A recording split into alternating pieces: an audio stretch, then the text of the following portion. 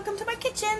So I am making for lunch today meatloaf, macaroni and cheese, and white acre peas. White acre peas, something we used to call field peas. They're just canned peas, but they are so good. There's a little white tender peas. I love those.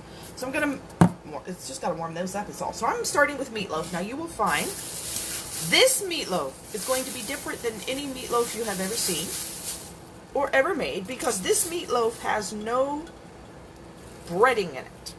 This is what my mother always did, how she always made it. She never put breading in it because Dad didn't like that.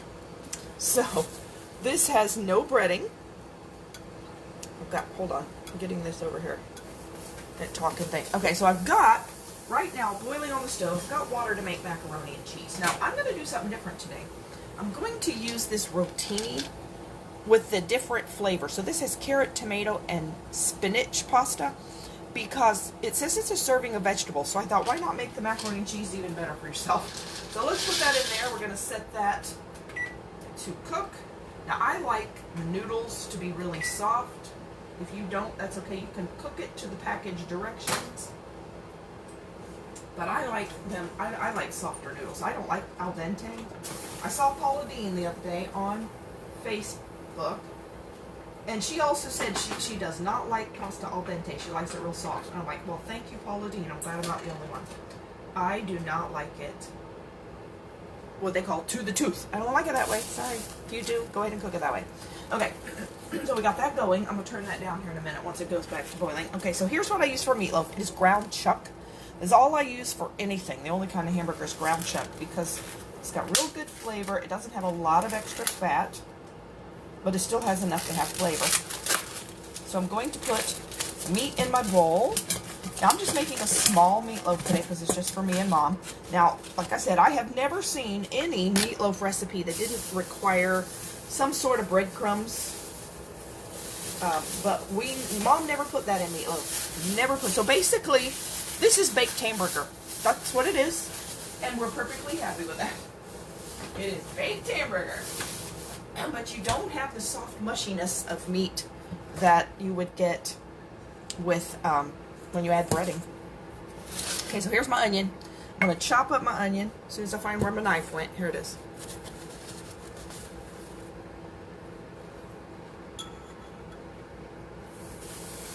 Oh, we're about to boil over. Let me get that. Turn that down. See if we can keep that going like that. Okay, here we go. I'm going to chop this onion. This onion, I just cut this. It was a brand new onion. I just sliced into it and found out that in the center of the onion, not the very center, but like in a center, near the center, the onion had it had been growing on top of another onion. Like it had created an onion skin and then kept growing some more. So there was another onion skin inside the onion, but it had started to mildew. It was so weird. So I had to cut half this onion off before I even started. I'm like, what in the world is wrong with this onion? Never seen this before. I've seen it before where it had a little onion skin in the center, but not where it started to turn black. So this part of it is perfectly good though. That's why I just have these weird rings left. And I'm just chopping the onion into little pieces. I love onion in meatloaf. Love onion in it. If you don't like onion, you can leave it off. Now, I know some people also put in a green bell pepper in their meatloaf, and I've never done that. I like it better without it. I just like a lot of onion. But you can put some bell pepper in there if you want. Put whatever you want. You can put garlic in here too. I don't put garlic. Actually, I think I might put a little garlic pepper though. Okay, so we're going to put some onion in there. I do like the garlic pepper.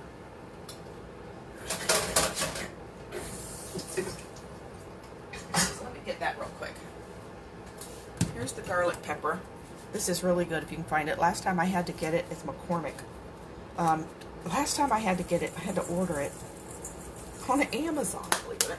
Couldn't find it. The other thing I'm going to put in there, it's going to have a lot of pepper, is this thing called Hot Shot. Oops, come on. That's another one I had to order. It's also McCormick. It is black and red pepper.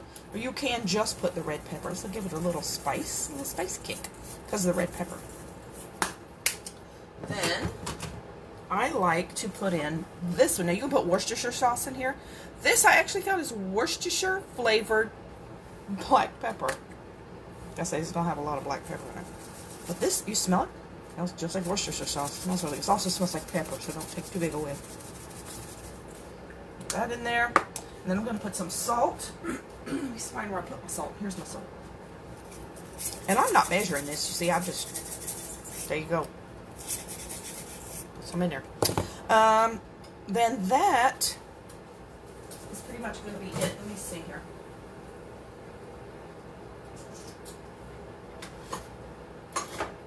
If I had any more. Yeah, I have some more Worcestershire sauce. I think I'm going to put some more in there. People say they don't know how to say it. It's, you say Worcester and sure. Worcestershire. Worcester? Sure. Worcestershire. Let's put a little bit more of that in there, because that really adds flavor. I've actually even put ketchup inside the meatloaf before. I'm not going to do that today, though. So I have my oven on 350. Got these onions in here, so I'm going to break all this up and just mix it. So yes, this is meatloaf with no bread. No breadcrumbs, no breading. It's baked hamburger, that is what it is. And we like it that way. My dad did not like meatloaf made with breading. So Mom just didn't put breading in it. And it's a lot better. It's a lot more, it's actual meat. So if you have an, and no, I don't need to put an egg in this to get it to stay together. You can put an egg in it if you want to get it to bind together, but it stays together perfectly well. Now you don't want to overdo this, or it will kind of make it tough. So just mix it as little as you can, kind of. And then I'm going to put it in a pan. You don't need to oil the pan. It will make its own oil. And again, this is a smaller meatloaf. Normally I would use 2 packages of meat, but it's just for me and Mom. And she will tell me, oh, I can't eat that much. Don't leave that with me. So I have to make smaller and smaller and smaller amounts, or she complains that I'm making too much. And she can't eat it.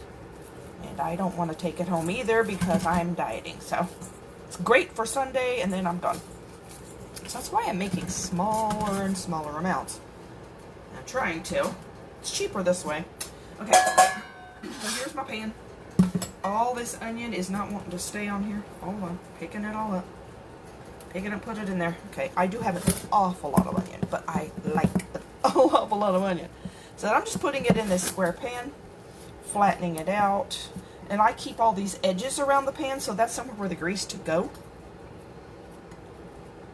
If you do that, it's easy to just eat around the oil and the grease that comes out of it. So you just kind of keep, you have like a moat around your pan. And you're going to bake this uncovered. I'm going to put some mustard and ketchup on it. I realize I actually don't even have a whole lot of ketchup. Normally I like to put a whole lot of ketchup on it, but it's like, oh, I'm kind of low on ketchup. I thought I had more, but I cannot find it.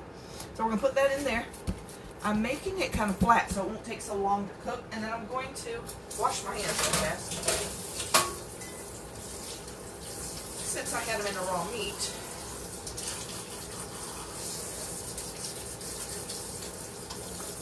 And it's actually kind of hard to get the feeling of raw meat off your hands. So wash them a couple times. Hold on. So that macaroni has like 8 minutes. The noodles.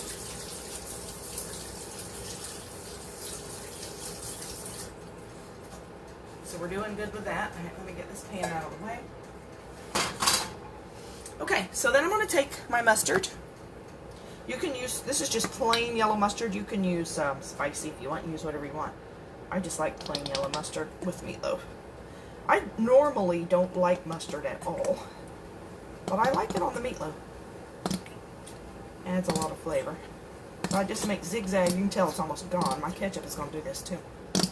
There you go. Just put some squiggly lines on it. Do whatever you want. Then I'm going to put the ketchup. This is the ketchup that I have.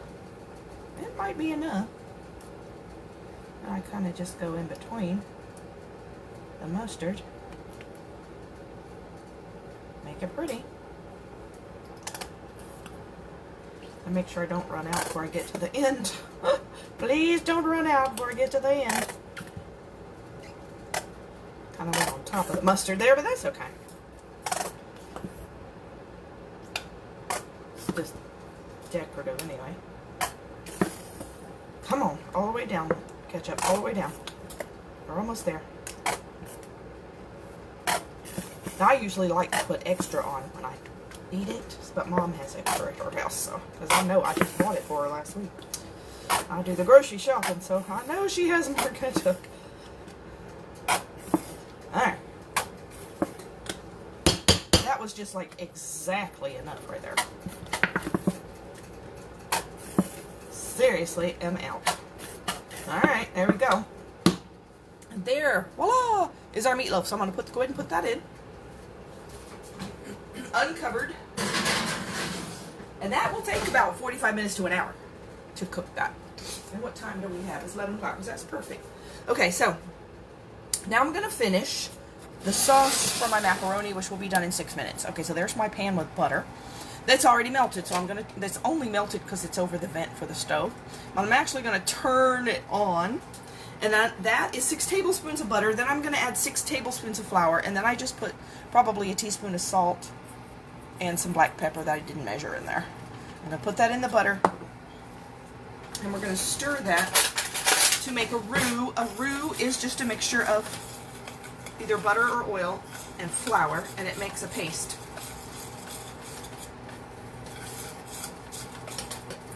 And that's what thickens it. So you stir it, and then you want to let it cook for about a minute. They say it kind of cooks the flour. See, there's a nice, they call roux.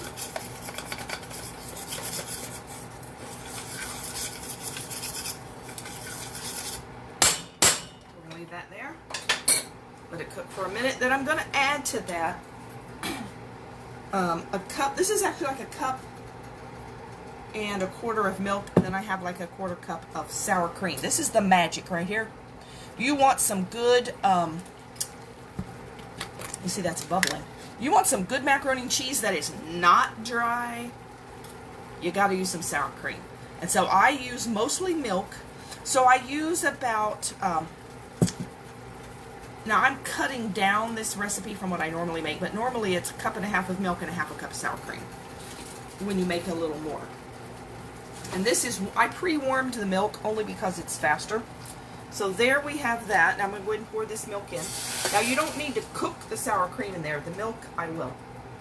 So the sour cream we're going to add later.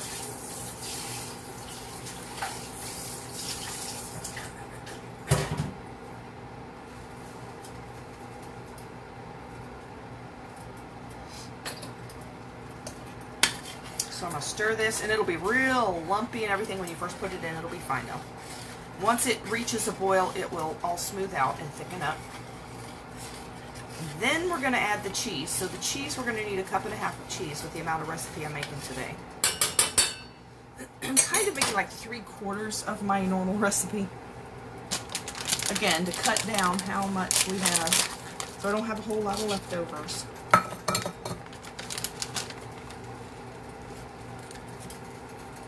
Okay, so there's my cheese.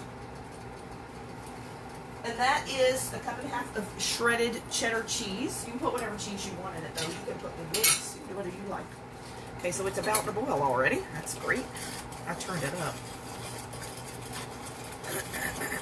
Now you can, and I think I'm going to just do that. You can get a whisk and whisk this, woo, and make a mess. And sloshing it out because it's not mixed very well yet. And it's real thick. So then I'm going to put in, normally not this thick, but it's thick today. I'm wondering if I put too much of something. It's because I don't have the sour cream in there yet, I think. Let's make sure I'm doing this right. Yeah, I am. That is the right amount. Okay. There's 1.5 cups of cheese. If it's too thick, I'll add some milk. Okay, so we're going to put that in there. I've turned the heat off now, by the way. I don't need it cooking anymore. Even though it sounds like it's still cooking, but it's off. And I'm just mixing this all in. Then I'm going to add like 1/4 cup of the sour cream.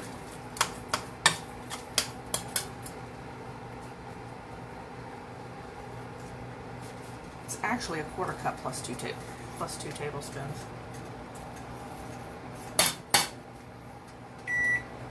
There you go. Now, hopefully, this should thin it back out to what it needs to be.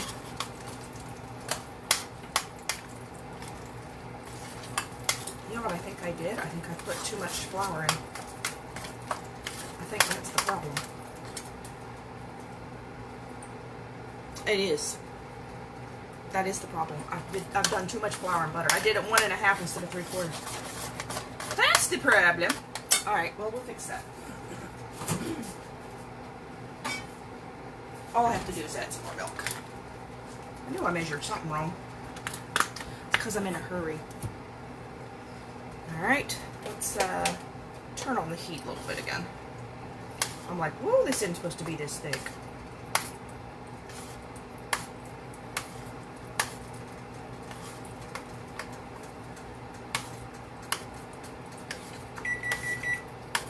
All right, so now, let me turn this on. Hold on. My macaroni noodles are done. Let me strain those.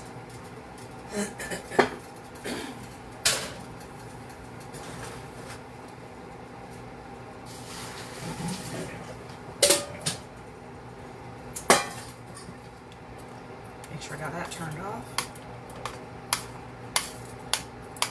Okay, so then all I'm going to do is I'm going to mix my macaroni with my cheese sauce. Put that in the oven for ½ an hour. Then I'm going to cook my white acre peas, which are right here. And then I'm going to be done. Okay, so I'm going to go ahead and go. And I will show you the pictures later and put up the recipes. You'll have a good day. Bye.